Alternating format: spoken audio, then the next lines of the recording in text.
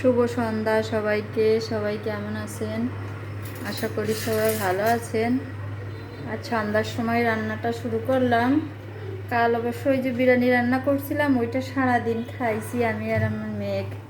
ওর বাবা তো অফিসে চলে গেছে, আর মেঘের সাথে আমি একটু একটু করে 2 বেলা খাইছি, আর একার জন্য রান্না করি নাই। এখন হচ্ছে বেগুনটা আগে ভেজে নিই, হালকা করে ভাজবো বেগুনটা।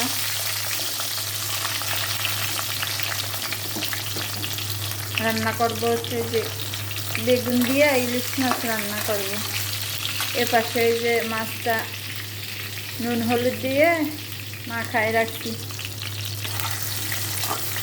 বেগুনগুলো একটু সুন্দর করে ভাজি।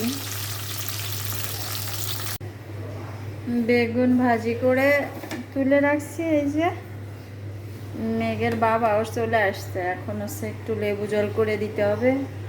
তো ভাবলাম যে ফোড়নটা দিয়ে নয়, তাহলে আবার সকালবেলা না খাইয়েই গেছে। ওই বিরিয়ানি আবার এত খায় না, তো একটু কালো জিরে দিলাম।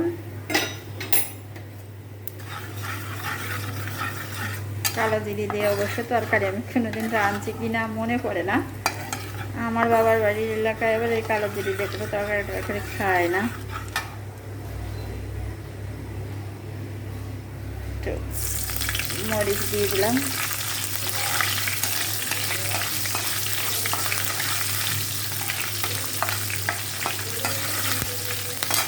মরিচ দেওয়ার পরে একটু জল দিয়ে কষাবো।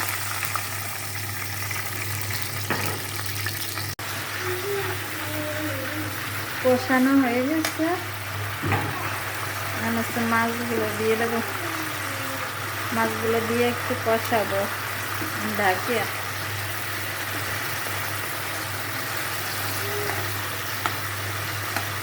ছুটি আবার আসে, এই যে ধারে বসে রয়েছে। পাশে আমার লেবু জলটাও হয়ে আসছে। মেঘের বাবা গেছে স্নান করতে, স্নান করে আসলেই দেব।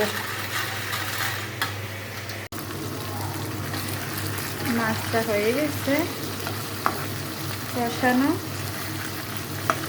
এখন হচ্ছে জল দিয়ে দেবো। যে যেরকম ঝোল খাবেন সেরকম দেবেন। আর এই পাশে হচ্ছে আমি এই যে তেল গরম হয়ে গেছে, এখন হচ্ছে যে পেঁপে ভাজি করব। পেঁপে দিয়ে দেবো, দুই পাশেই দিয়ে দিই। আবার কোন সময় ভাত খাইয়ে বসে, সকালে না খাইয়ে গেছে।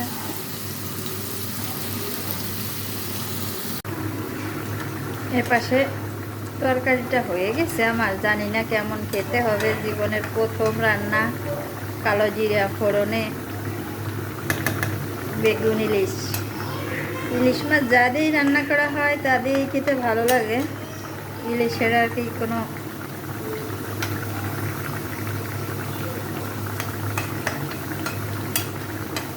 তরকারিটা নামাইয়া হচ্ছে একটু ডিম আছে, তেল আছে, ওইটা ভাজি করে নেব।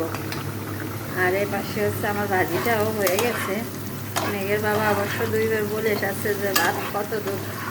আমি বলছি যে 20 মিনিট টাইম দাও, আমার হয়ে যাবে। ওনার হচ্ছে একটা দোষ আছে, ওনাকে ফোন দিলে পরে উনি ফোন ধরে না, যে কোথায় আছো, কোন সময় আসবা। সেই হিসাবে কিন্তু আমি রান্না করতে পারি। আমি তো ভাবি যে আসে যেন গরম খাইতে পারে, কিন্তু উনি ফোন দেবে না, ধরবেও না, আসে তারপরে তাড়াহুড়া করবে। ভাত হয়েছে, ভাত হয়েছে। তরকারিটা নামাইয়ে তেল আর ডিমটা ভাজি দিয়ে দিলাম ভাজি করতে। আর হ্যাঁ মরিচ দিয়ে একটু জাল করে নামাই ফেলব। আর এর পাশে ভাজি নামাইয়া দুধটা গরম করতে দিলাম, আস্তে আস্তে হতে থাকুক। ভাজির কালারটা হচ্ছে এই যে। তাহলে বন্ধুরা, আমার ভিডিওটা যদি ভালো লেগে থাকে অবশ্যই লাইক কমেন্ট শেয়ার করতে ভুলবেন না। আজকের মতন টাটা, ভালো থাকবেন সবাই, আমাদের জন্য আশীর্বাদ করবেন।